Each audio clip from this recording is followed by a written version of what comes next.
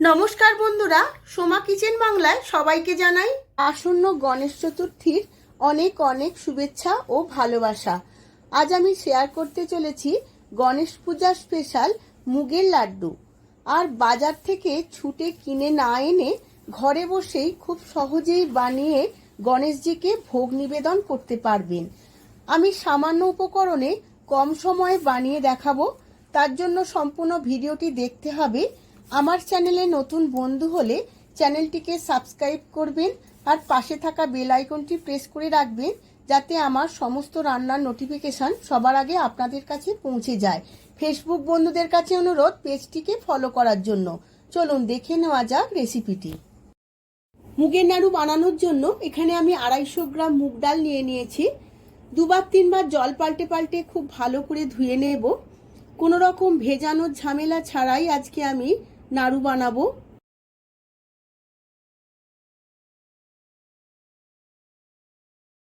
সমস্ত ধোয়া জলটা এবার ছাঁকনির মধ্যে নিয়ে নিচ্ছি জলটা ছেঁকে নেওয়ার জন্য। এইভাবে সমস্ত ডালটা ছাঁকনির মধ্যে মেলে নেব, যাতে কোনো রকম জল না থাকে ডালের মধ্যে। সমস্ত ডাল থেকে খুব ভালো করে জলটা ঝরে গেছে, ঝুরঝুরে হয়ে গেছে একদম। একটা বাটির মধ্যে ডালটা ঢেলে নিয়েছি। এখন একটা ফ্রাই প্যান বসিয়ে নিয়েছি। ফ্রাই প্যানের মধ্যে 1 চামচ ঘি দিয়ে দিয়েছি। ঘিটা খুব ভালো করে গরম করে নিতে হবে। এবার সমস্ত ডালটা এই ঘিয়ের মধ্যে দিয়ে খুব ভালো করে সময় নিয়ে ভেজে নেব। এই সময় গ্যাসের ফ্লেমটা আমি লোতে রাখবো। এইভাবে লো ফ্লেমেই ভাজতে হবে। যদি জোর দিয়ে ভাজি তাহলে ডালের কালারটা লাল হয়ে যাবে, তখন নাড়ুটা দেখতে ভালো লাগবে না। এইভাবে লো ফ্লেমে আস্তে আস্তে করে ভাজতে হবে, যাতে খুব ভালোভাবে ভাজা হয় এবং ডালটা মুচমুচে হয়ে যায়। এইভাবে ডালটা ভাজতে ভাজতে অন্যদিকে আমি চিনিটা গুঁড়িয়ে নেব। চিনিটা গুঁড়িয়ে নেওয়ার জন্য একটা মিক্সিং জার নিয়ে নিয়েছি। এর মধ্যে আমি 150 গ্রাম চিনি দিয়ে দেব, আর দিয়ে দেব 3টে ছোট এলাচ। এবার চাপা দিয়ে আমি মিহি করে গুঁড়িয়ে নেব। এদিকে ডালটাও আমার 10 থেকে 15 মিনিট ভাজা হয়ে গেছে লো ফ্লেমে। ডালটা যত ভালো করে ভাজা হবে নাড়ুটা তত দিন আমি স্টোর করে রাখতে পারবো। এবার আমি গ্যাসের ফ্লেমটা অফ করে দেব। এদিকে চিনিটাও আমার গোড়ানো হয়ে গেছে। এবার বাটিতে ঢেলে নেব। ভাজা ডালটা একটা বাটিতে ঢেলে ঠান্ডা করে নেব। এখন একটা মিক্সিং জার নিয়ে নিয়েছি। এবার ঠান্ডা করে রাখা ডালটা মিক্সিং জারেতে করে দিয়ে গুঁড়িয়ে নেব। ডালটা গুঁড়োনো হয়ে গেছে। আমি একটু দানা দানা করে গুঁড়িয়ে নিয়েছি, একদম মিহি করে গুঁড়োইনি।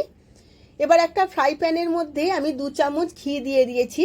আমার মোট 3 থেকে 3.5 চামচ ঘি লেগেছে, বেশি ঘি ব্যবহার করব না আমি।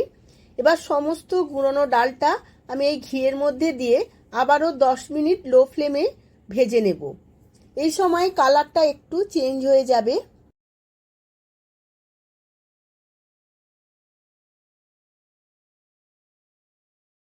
ডালটা 10 মিনিট লো ফ্লেমে ভেজে নেওয়ার ফলে এই রকম একটা টেক্সচার এসেছে, একটু লাল লাল হয়ে গেছে। এবার আমি 1/2 কাপ দুধ এর মধ্যে দিয়ে দিয়েছি। এবার দুধ দিয়ে খুব ভালো করে মিক্সারটা মিশিয়ে নেব। এইভাবে খুন্তিতে করে চেপে চেপে মেশাতে হবে, না হলে ডেলা ডেলা হয়ে যাবে।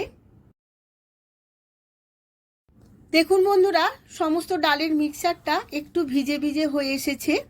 এখন দিয়ে দেব গুঁড়ো চিনিটা। গুঁড়ো চিনি দিয়ে আবারও সমস্ত কিছু ভালোভাবে মিশিয়ে নেব। এই সময় গ্যাসের ফ্লেমটা লোতেই থাকবে, না হলে নিচে লেগে যাবে। এবার চিনিটা দিয়ে আমি খুব ভালো করে মিশিয়ে নেব। এই সময় গ্যাসের ফ্লেমটা লোতেই থাকবে। এইভাবে খুব ভালো করে খুন্তিতে করে মিশিয়ে নিতে হবে। এবার দিয়ে দেব কিছু ড্রাই ফ্রুটস। এর মধ্যে কাজু, আমন্ডস আর কিশমিশ আমি ছোট ছোট করে কেটে নিয়েছিলাম। খুব ভালো করে মেশানো হয়ে গেছে। এবার গ্যাসের ফ্লেমটা আমি অফ করে দেব। বেশিক্ষণ গ্যাসে থাকলে চিনিটা গলে গিয়ে খুব বাজে হয়ে যাবে। এবার সমস্ত লাড্ডুর মিশ্রণটা আমি একটা পাত্রে ঢেলে নিয়েছি। বেশি ঠান্ডা করব না, গরম অবস্থাতেই লাড্ডুগুলো পাকিয়ে নিতে হবে। এইভাবে অল্প একটু মিশ্রণ নিয়ে হাতের মুঠোয় করে চেপে চেপে মুঠো করতে হবে, কারণ হালকা হাতে করলে লাড্ডুগুলো ভেঙে যাবে, যেহেতু এটা শুকনো ঝুড়ো অবস্থাতেই আছে। এইভাবে হাতের তালুতে করে গোল করে নিতে হবে। দেখুন বন্ধুরা, একটা লাড্ডু তৈরি হয়ে গেছে। আবারও একটা দেখিয়ে দিচ্ছি।